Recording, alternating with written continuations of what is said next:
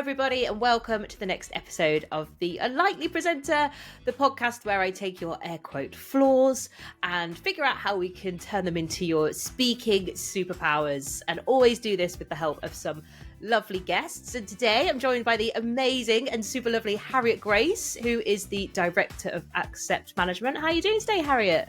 Hi, Stephanie. Thanks for having me. Now, I'm really interested to speak to you because you're someone that's worked in event entertainment for most of your career by the sounds of it. So you really know what a good public speaker and a good presenter should look like. I actually feel like the pressure is on to impress. No pressure. So do you want to tell us a little bit about you, your career journey, and what you're doing now, please? Yeah, so I kind of came into the industry through a bit of a sidestep. I started out working in talent management, working with a lot of performers who were actors, singers, dancers, kind of West End, cruise ships, tours, all that kind of thing. And then took a bit of a sidestep into events world. And then after a few years started working for myself. So I've been doing that for 13, 14 years. I think the really nice thing is that I've worked with performers in lots of different capacities. So I've done it from the point of view of managing careers for them, booking them, looking after them on site, and from advising clients on who would be a good fit for their event, their audience, their clientele. So I think actually as time has gone on, it's given me quite a broad picture on the ways that you can't actually judge what someone's going to be like on stage, because actually some people are super gregarious all of the time and they're just on all the time. Other people are actually quite subdued and quite kind of quite shy, and then as soon as you put them in front of a crowd they go on. And so I think probably the theme that's gone through all of those different roles is the fact that you can't really tell until you see someone actually just doing their thing what they're going to be like. It's so true. Gosh, we're only a minute in and you've already hit on one of the most interesting points for me. Which of the elements of all of the things that you do and have done do you find most interesting? Because actually I think event entertainment, to someone that's maybe not in the events world, could think it's just like, oh, well, you get a band, you get a DJ, whatever. But there is so much to it. It's similar to getting the right DJ for your wedding, for an example that everyone can imagine. You know, there's not one size fits all event entertainment. You've really got to think about what the aim of the event is, who the audience is, like you said. So yeah, interested to see your thoughts on what you think is the most interesting and rewarding bit of all of that. I mean, there's so much. I think I really love post an event. If I'm, I've finally got home, I've kicked my shoes off, sat on the sofa and scrolling through Instagram, and I see not necessarily someone I know, but just I'll do a bit of a hunt if it's been a public event that I've been at, have a look at what's been posted. And if I see someone posting something about something that we've talked about for the previous 6 months and we've been planning and going, oh, should we do this? Should we try this? And actually seeing people talking about it in a way that means it's absolutely hit the mark of what our objectives were when we were first throwing ideas around 6-9 months previously, that's a really lovely feeling, because I think it's those moments that people take away with them. And so, yeah, being part of creating those moments is always the best bit, I think. Exactly. And good and not so good event entertainment can completely make or break an event. So yeah, I can totally imagine. And then, okay, back to the thing that I find most interesting. It's all about what I want to talk about. You hit on a really, really good point. You cannot tell what someone is going to be like. I've spoken to loads of people on this podcast, for example, and just loads of people in life where you would imagine they are the most extroverted person all day, every day. But they're really not. They're actually super introverted, and they use almost all of their social energy to do a great job presenting or speaking. Yeah. And then everyone rushes up to them afterwards to speak to them, and they're like, oh, I need 10 minutes to recharge the social batteries or whatever it is. So what do you how do you figure out what someone is like before seeing them perform? Ideally, I would see someone or work with someone myself, kind of if I'm going to recommend them to somebody, but obviously there's the first time for everyone, right? You can't always have seen everybody before. And I guess that's where the power of the network comes in, of kind of pushing out to other people whose judgment I know and trust, and say, I'm looking for somebody who has done X, Y, and Z. maybe it's a kind of a case of, this was my plan A, that person isn't available, do you know of somebody else who can hit this target in the same way or has a similar style to them, or whatever it might be. And I think that's always going to be the beauty of having a strong network and people that you can go to and say, can you recommend someone? And I think so much of it is always recommendation and the people whose advice you really trust and listen to, and you trust their judgment like it's your own. I think as well, the whole point of me starting this podcast is to hopefully inspire some people who are maybe on the fence about whether they want to get better at public speaking, or maybe they want to be a presenter, whatever it might be, wherever they are in their career. And I, for example, have zero like performing arts training. And I think a lot of people in this space do. And so for a long time that put me off, and I felt like I was a bit behind everyone and I wasn't going to be as talented as everyone. Have you ever seen, okay, a few questions here. Have you ever coached anyone to help them kind of get over that? Or have you seen anyone be able to get coached to realize that they can do these amazing things that they want to do? Actually, there's an important distinction in what you asked, because I think there is the world of difference between being a presenter and being someone who presents. Like, being a presenter is a job, but you might need to be somebody who presents in many other jobs as well. So I think actually there is probably quite an important difference there. And actually, it's one of the reasons that I feel really passionately about kids having access to drama at school, because you don't have to want to be an actor for it to be valuable to learn how to stand so that you can breathe properly if you feel nervous and you want to talk to people, or how to project your voice if you're speaking in a room. That doesn't mean that you want to be a movie star or a singer, but the chances are that at some point in your life, even just going into a job interview, you need to be able to present yourself, even if you're not presenting something else. So I think there are some really kind of fundamentals that I feel like actually we're probably letting quite a lot of kids down on, that could like stand us in such good stead, whether you want to be a presenter or whether you just go into something that means that occasionally you have to present. 100%. I was just speaking to someone on the podcast recently. They were from Canada, and she was telling me it ended up being a bit of a traumatic story for her. But I was like, this is great that the schools do this. I think they were in their final year of primary school, and they all had to present in front of each other in their class. And then like the winner presented in front of 400 kids.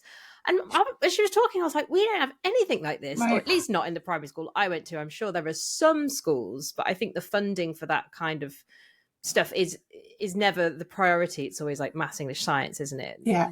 Very little thought given to the confidence to present. It's only until you really get to university, I feel here, that it's really something that you have to do. By which point it's not too late, but you definitely could have started learning earlier. Yeah, and you've lost a lot of people who feel it's not for them, or who have already by that point built up massive obstacles in their own heads about why it's not for them, rather than if you start it as something really early, just by saying, actually, no, like your voice is one that deserves to be heard, then hopefully that becomes just like an integral belief that people have once they're adults as well. Definitely. Actually, you've just reminded me of one of the most rewarding jobs I ever had. I worked for this, it was a little startup, but I don't think it got the funding to carry on, but they went into secondary schools and universities where the majority of the students were from lower socioeconomic backgrounds, to deliver workshops, for free or as cheap as possible, to help build their public speaking skills. And I remember going in and just feeling quite lucky that I guess I was naturally confident to speak, because I don't remember having any workshops like this. But this was about 10 years ago. So they were like older Gen Zs, I guess, who also have the whole, like, they're on technology all the time. The social skills aren't maybe as good as previous generations. But yeah, I just remember going in, and how shy most of them were was really eye-opening. And it was really rewarding delivering the workshop, but I just felt so bad at how much they'd been failed up until that point, not to have the confidence or skill set. So are you seeing anything else like that out there? And are there petitions to get more Yeah, I think drama so. and public speaking in schools? So interestingly, there's someone that I follow on LinkedIn who runs an organisation called Good Shout, who are currently fundraising to, they've done a pilot programme of taking girls who are teenagers and teaching them how to use their voice, and they're fundraising currently to roll that out more widely, which I'm a massive fan of. I think, you know, it's a shame that it requires an individual with a passion to drive something like that happening, when I think it should be just accessible as a standard, but that doesn't mean it shouldn't be celebrated when somebody with that passion is doing it. I'm keen to know what your speaking experience is and how you find speaking. Yeah, just tell me all. So I think I definitely fall into the camp of somebody who is not a presenter, but somebody who needs to present as part of my job. And for a long time, I had such a stumbling block because my job is very literally putting other people in a spotlight. When my job is done well, it is completely unnoticed. That's what I aim for, is for the hours and hours of planning to kind of just go unnoticed because everything's happened as it's supposed to. And so for a long time, I was like, well, that means that I don't really need to talk about it. It's not very exciting. I don't have much to say. And I think I am quite a classic ambivert. I sit right on the cusp of introvert and extrovert. But as I was getting more senior in work and started, you know, working for myself and then dealing with my own clients, increasingly was in situations where I'm going, I need to get them to believe in me and buy into me. Like, ultimately, my business is service-based. And if clients don't buy into me, they're not going to buy into the business. So it was a little bit of just having to put my big girl pants on and go, come on now, you know your stuff. You have to be able to stand in a room and talk about what the vision for a brief is, or what the challenges are, or whatever it might be. And as that's developed, that's crept a bit more into speaking on panels, speaking on podcasts, that kind of stuff. And actually now I quite enjoy it. I like a chat. I like kind of those questions and those opportunities to, I suppose, sometimes think about the bigger picture things that we don't always get to talk about. Yeah, but I think it's definitely been a journey to kind of make myself recognise that A, it's something I have to do, but also it's something that I'm entitled to do and something that I get to do. So rather than feeling like, I suppose that's maybe been the change, is that to start with, it felt like something I had to do to get up and present to people. Whereas now it feels like something I get to do. It's like a privilege rather than an obligation. Yeah, I love that mindset shift. That's so great. Whereabouts were you on your career journey when, and I love the phrase, put on your big girl pants. But at what point were you like, right, it's time to really focus on this? 2 to 3 years into working for myself. So I was really fortunate when the business started that a lot of the first projects that came in came very organically. They were people with whom I had existing relationships who, when they heard that I was starting out on my own, kind of picked up the phone and went, oh, do you feel like looking at this for me, or could you do that? So actually, it was probably 2 or 3 years in before I needed to start doing any, I guess, classic business development, if you like, and actively seeking new opportunities. And it horrified me. Like, I was just like, I don't want to work in sales. This is not my bag. And I think a lot of people can kind of recognise that. It's that classic thing when you start working for yourself and you become your own HR department, your own accountancy team, your own marketing team, and you go, oh, this is a lot. Yep.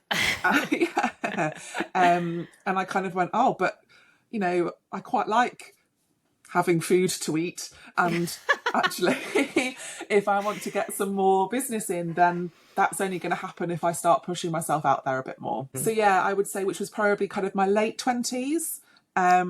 So I guess it is also that point where you sort of are waking up and realising you can't just think that you're pretending to be an adult anymore. You actually, you're stuck with this now. You have to be a grown-up. It's just really interesting to hear other people's stories. I was around a similar age, like late 20s, when I was like, yeah, time to put on the big girl pants, to say it again. And it's funny you say you, for the first like 2 or 3 years, you were managing, the business was doing fine organically. And then it was time to do the business development, getting yourself out there side of things. There's obviously pros and cons to that. It's great that it was just working. But there's something about having to be scrappy and put yourself out there from the beginning. That just like the necessity of having to do it, that gets you used to it more quickly. I guess after 3 years, you're like, oh no, everything was going so well. And I have to do this awful stuff. Not that it's awful, like you say, your mindset shift. But at the time, like first putting yourself out there is horrible. Like getting started, whatever age you're at, whether it's your 20s, 30s, 40s, and it's never too late to finally start getting your voice out there and speaking. But what would your advice be for those first initial steps? Speak about what you know. If someone says to you, like, I need someone to stand up and talk about quantum physics, I'm going to go, absolutely not. I think you've got to start with the stuff where you go, actually, all I need to focus on is the speaking. I don't need to focus on the subject because I already know the subject. Because I think where it gets really overwhelming is when you're anxious about the speaking, but you're also anxious about whether you know enough. So I think definitely starting out, whether it's something that you want to do as a presenter, as a job, or just as part of the course, as part of your other work, talk about what you know, talk about what you care about, talk about the stuff that you could chat to your friends about for hours at 3 a.m. on a Saturday night, or the stuff that you rant to your colleague about in the tea room at work, or whatever it might be, because that authenticity will carry you a really long way. And I think people then immediately feel that passion and that enthusiasm when it's something that you already are involved in and know about. Yeah, my 3 a.m. Saturday night chats are mostly conspiracy theories. So if there is any event, you could stand up and talk about conspiracy theories for like an hour really easily. And how mad they are, just to clarify, I don't believe in any of them. But yeah, if there's any events that need a speaker on that, I am available. But you're so right. What I find a lot of people say their challenges is knowing what they know about. I think people really easily fall into the trap of, well, I'm not an expert in anything. Everybody knows that. And then you start speaking to people about it and you realize actually not everybody knows this. Yeah. Did you have that? Yeah, and I think actually that was kind of happening at the same time with doing the business development stuff. Is going, part of the reason why that was hard was because I was still figuring out what I was selling. Going, well, what is the niche? I know what I've done so far. What am I good at? What do I want to be good at? What do I want to offer? And I think that's part of the reason why the business development felt overwhelming, was because actually I wasn't completely certain about what I felt I was selling to people. I suppose one way to look at that is, what do your friends or your colleagues ask you for advice about? Because I think that can make you reflect on what your knowledge base is and what your skills base is. If you are constantly the person that is asked for advice on the same subject, there's your area of expertise, whether it's one you'd consider or not. I really reflected on this recently because I was like, no one ever asks me for advice. But then I really thought about it and I was like, no, even if it's just a question that isn't necessarily phrased as advice, but I think people can fall into the trap that's like, I'm not this smartest on any particular subject, but we all do have our areas of expertise, whether that's how you would describe it or not. So this is my cry out to people to be more confident in what you do and speaking about it. I'm going to roll it back a bit. And as you know, the podcast is called The Unlikely Presenter. And I like to ask if there was ever a situation that happened, or a strong holding belief that you have when you were younger, however old it was, where you felt like, presenting's not for me, speaking's not for me. I'd love to know what that is, and then we'll get through to how you've overcome it to be the amazing, confident person that presents that you are now. as a kid. I loved music, I loved theatre, I loved shows of any kind. I was not a performer. And I think when you're at school, right, like you put on the school play or whatever, and you're either a performer or maybe you paint scenery or something else that is artistically creative. And I'm not particularly any of those things. And when I was in sixth form, my school put on every year like a review thing where, you know, you'd take the mick out of the teachers or you'd get up and sing a song or whatever it might be. And I was going, well, I don't really know what I'd do. And then one of the teachers asked me if I wanted to organise it. And it sort of dawned on me that actually there are all these other roles where you just have to be really organised and a little bit bossy. And I was like, oh, well, I can do those things. And actually, I think finding that my voice wasn't necessarily about being on stage and talking to an audience, but actually trying to corral the group of my peers in a rehearsal and go like, you know, come on, let's keep things moving.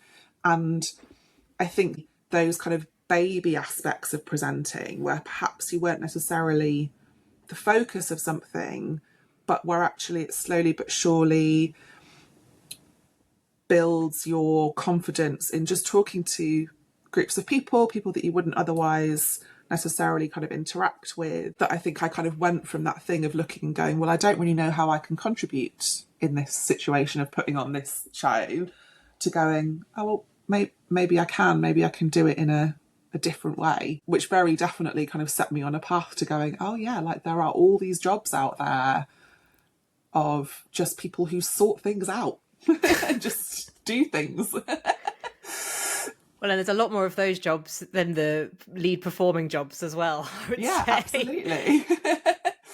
That's a really interesting example, actually. Thank you. So you went from being someone that liked the arts, but didn't know where you fit into that world for a long time until sixth form, when you realised you could be in control of the arts. I love that. And is that what inspired you to go into the talent management early career roles? Yeah, from that one production, do you think? So I did a history degree, mainly because I didn't really know what I wanted to do for a job, and it had been my favourite subject at A-level, and I thought, well, that's as good a reason to pick it as any. Yeah. And then whilst I was at uni, all of my part-time jobs were based around different, I guess, events, essentially. So I worked as a steward at the Arena in Newcastle, so would be stewarding gigs and shows all the time. And I worked in a bar at a theatre and then got promoted to like a duty manager in that bar and all that kind of stuff, which was a bit more operational.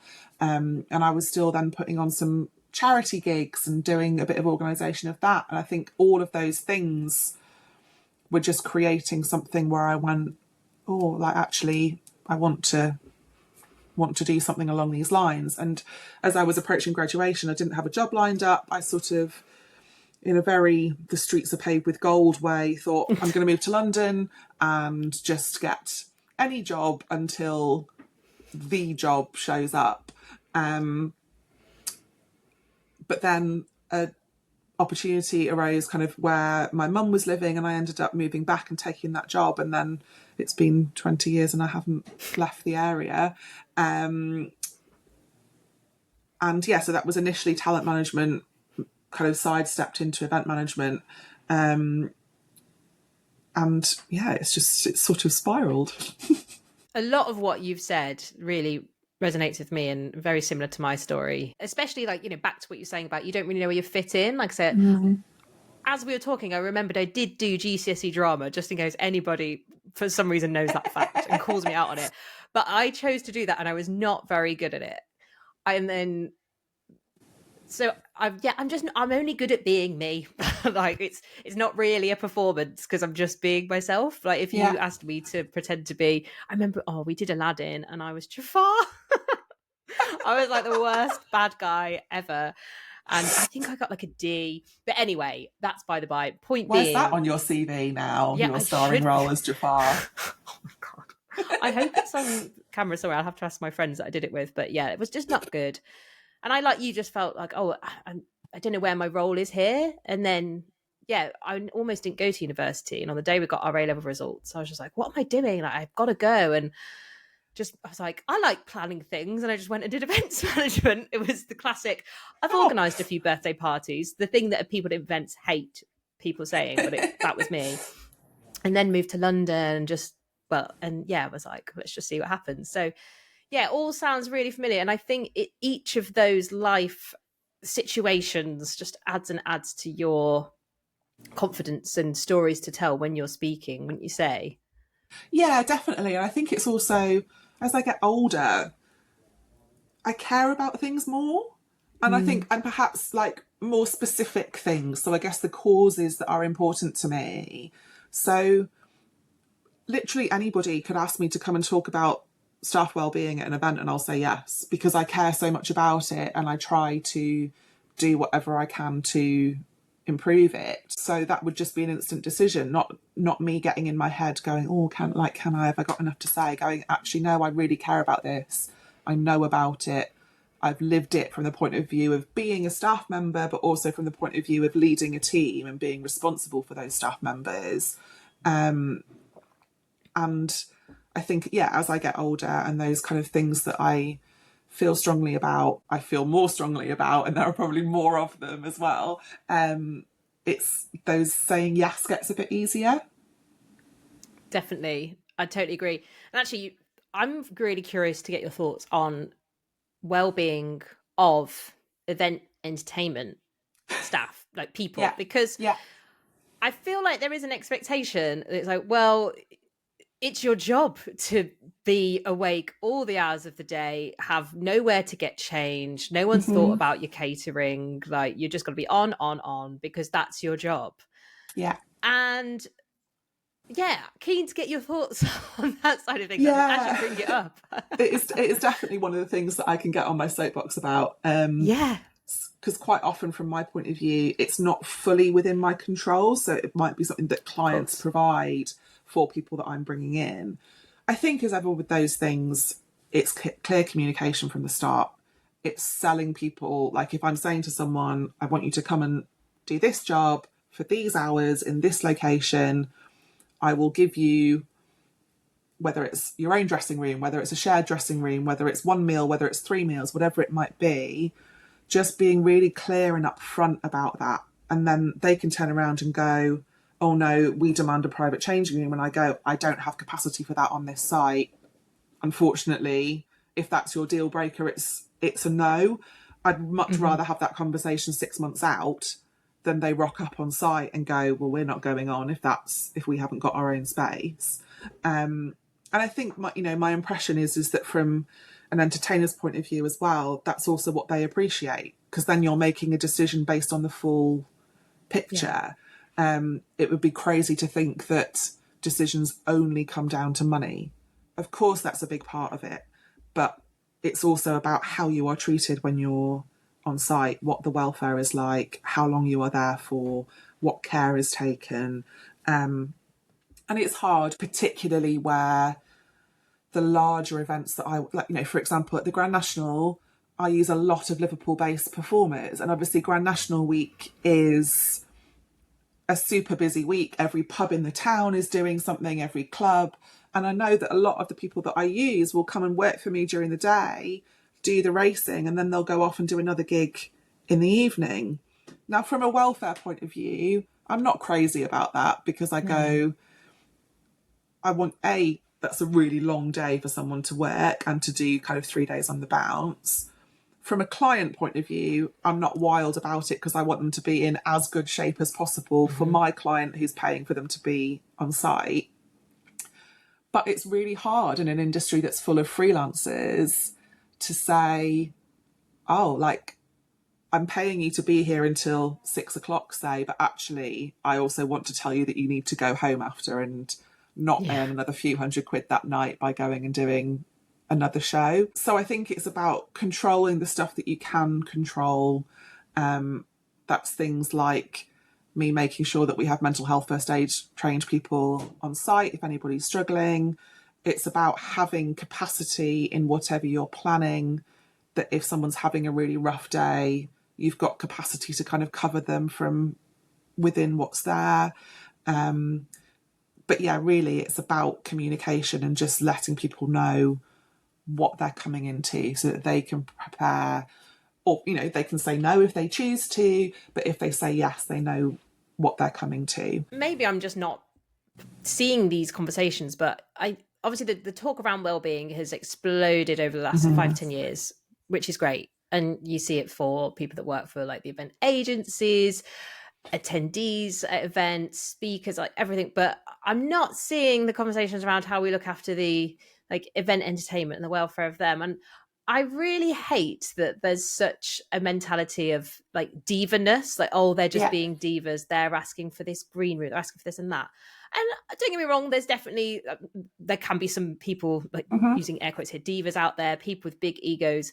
But a lot of the time it's for a reason. It's like they're about to perform whatever it is, whatever type of entertainment it is. I'll use myself as an MC as example. Like I'm about to use 100% of my brain for like 9 hours, and it's usually multiple day events as well. I need space. I can't just be sat. Well, I can, again, you know, I like to be flexible, but in my ideal world, I'd be in a room on my own where I don't have to talk to anyone, can mentally prepare, go through my notes, like have some calming music on or some hype, whatever. Yeah. And people just like, well, I'd like that too. I'm sure you would. And I'm sorry you don't have it. But if you want me to perform to the best of my ability, and again, this goes to all types of event entertainment, these are the things that I need. Or like there's a bare minimum, like you said, maybe a shared dressing room or whatever. So thank you for championing this. I agree. Like, I think, yes, there absolutely are some people who can be overly demanding. But as you say, the reason, like, even in that situation, it's probably because something's happened in the past where they've not had something and things have gone really badly wrong and they're trying to avoid that happening again. Especially on big event sites, space is at a premium, and I would love nothing more than to give every different act their own green room. I know that for several of my events, that's never going to happen, just because there isn't physically enough space for that. But what I can do is make the best that we possibly can with the space that we've got and communicate it to people in advance so that they know what they're coming to and decide accordingly if it's for them or not. Exactly. And I think just having that communication and then what's been communicated is what's delivered is on like actually above and beyond. Like the bar's quite low out there at the minute. So even just if people could just do that, please, if anyone's listening that can affect that. So yeah, I mean, the number of horror stories I've heard from entertainers who've been getting changed in cupboards or, you know, trying to get into massive costumes in toilet cubicles and stuff. I just go, oh, it's not okay. And also, you know, you're paying for this entertainment. Surely you want it to be as good as it can be. Like, otherwise, why bother? To me, it's just crazy. And I think it's a long battle for the industry in general, because I think it's not unique to entertainers. Actually, welfare of people in the industry generally is not great. Totally. But I do also appreciate that there are particular physical demands on entertainers, whether that's just your voice, whether that's that you are a dancer or whatever it might be, that perhaps have slightly different needs that aren't always accommodated. I would say more often than not, like definitely more often than not, 8 times out of 10, I'm getting changed in a toilet cubicle. And it is not, I mean, everyone's like, oh, the presenter's here, so glamorous. No, it's not ideal. The other thing is as well, and I mean, we've only got like 5 minutes left. I do not have time to get into this, but I definitely shouldn't. But I think, the event industry's well-being as a whole, like you say, is not good. And I want it to be better for everyone. But I hate that exact idea of, well, I've been on my feet for 16 hours today as the event staff or event managers, so I'm not even going to bother trying to help you get a green room because... I just think that attitude, and luckily I really very rarely see this, but I have seen it. I think, but that's what I would love to change as well. So I'm just putting it out there in the world. Let's all just help each other out. And if you're nice, I might let you come and sit in the green room with me for 5 minutes and hide. And ultimately, it's about all of us advocating together for things to be better. It shouldn't be a competition of which of us is more miserable in our situation. It should be, what can we all do to improve this? Yeah. And I have worked as like an event manager, event producer before, and yeah, that the whole, and I think the industry is getting better, but that whole wearing it as a badge of honor, like, oh, I've been the most miserable and I've worked the longest hours, like, come on, let's all just not cool. No, exactly. Anyway, like I say, that's a third separate podcast. Harriet, this has been so fun and very cathartic for me, so thank you. I'd love with our last few minutes just to get any final advice from you. Like I say, you have seen every type of event entertainment performer out there. What bits of advice would you give to people who want to get in, whatever it might be, presenting, public speaking, fire breathing? What advice do you want to share? Talk about what you know, or do what you know. But also, my other thing would be surround yourself with cheerleaders. Just have people around you who encourage you, will give you the tough love when you need it, but actually who buy into whatever your dream is for yourself, and will help you get there. And I think, it's back to that power of the network thing. And that can be colleagues, that can be friends. But I think people who will just pick you up when it all feels a bit too much, but also celebrate the successes with you, is what you definitely need to have around you, whatever part of the industry you're working in. What advice would you be for people that maybe feel like they don't have the cheerleaders in their life? Where have you found the best cheerleaders in the most unlikely place? It's putting out what you want back. I think that if you're struggling to feel that from someone else, be that for somebody else, because they will respond to it. It's the whole thing, like when you walk into a room for networking, which I hate, like no matter how much you go, oh God, I'm going to be stood at the corner of the room with no one talking to me, there will be someone else in there feeling the same way. If you walk up to someone who's in a networking room who has stood on their own, they will love you forever. Because actually, if they are super confident, they will already have gone and butted in on a conversation on their own, like already. The fact that they are stood on their own, they don't have the confidence to do that. So if you go and break that ice with them, they will love you. And then there's cheerleader number one. So I think don't assume that they're just going to find you. You need to look for them. But I am a big believer in karma, and I think that generally when you put out good things, they will come back around for you. I completely agree as well. Thank you so much, Harriet. This has been such a good conversation. Really appreciate your time. Can't wait for the debrief offline now as well. It's going to be good. That'll be another hour. Yeah, exactly. I hope you've not got another meeting. But yeah, again, Harriet, thank you so much. I'm sure our listeners have absolutely loved it. And I will make sure that your LinkedIn and website are linked in the show notes. So if people want to ask more about event entertainment, then get in touch. But yeah, thanks for listening. Goodbye, everyone. Bye.